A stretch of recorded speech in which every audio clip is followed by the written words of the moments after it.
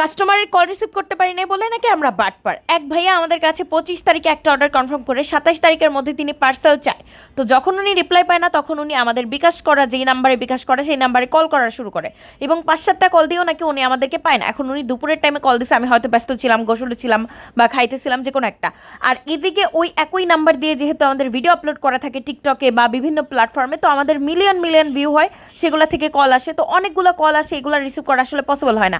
এখন কোনটা আসলে অর্ডার করা কাস্টমারের কল, কোনটা অর্ডার করবে সেই কাস্টমার কল, এটা তো আসলে বিভক্ত করা যায় না বা ভাগ করা যায় না, পার্থক্য বোঝা যায় না।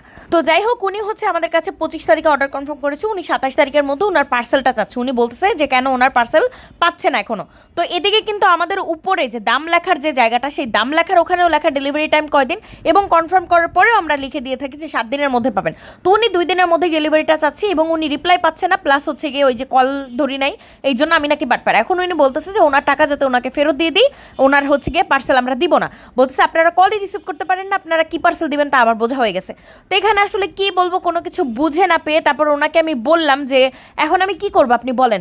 উনি বলতেছে আপনি পার্সেল পাঠালেও আমি নিব না, আপনি আমার টাকা ফেরত দেন, আপনারা পার্সেল দিতে পারবেন না আমি জানি। তো আমি বললাম আমি যদি পার্সেল দিতে পারি, আমার যেখানে ডেলিভারি টাইম লেখা 5 থেকে 7 দিন, সেখানে আমি আপনাকে 2 দিনের ডেলিভারি কেন দিব?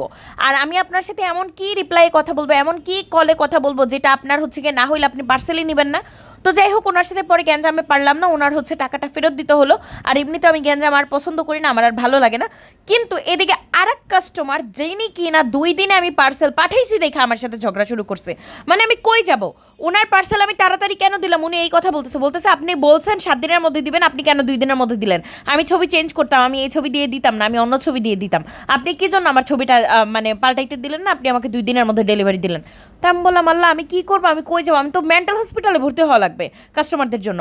উনি আমাকে বলতেছে যে আপনি বলছেন 5 থেকে 7 দিন, তা আমি সেই হিসাব করে রাখছি, আমি একটা ছবি দিছি, আপনি এখন পার্সেল পাঠিয়ে দিয়েছেন সেটা বানায়, এখন আমি ছবি বদলাবো, আমি কিভাবে বদলাবো, এখন আপনি আমাকে আরেকটা ছবি বানিয়ে দিবেন। তো মানে আমার এত অবাক লাগতেছে যে আমার কি টাইম বেশি নেওয়াও দোষ, কম নেওয়াও দোষ, মানে আমি বুঝতেছি না। যাদেরকে লেখা থাকে তারা ওইটা ধরে বসে থাকে, আর যাদেরকে লেখা থাকার পর ওইটা ধরে না আরেকটা ধরে বসে থাকে।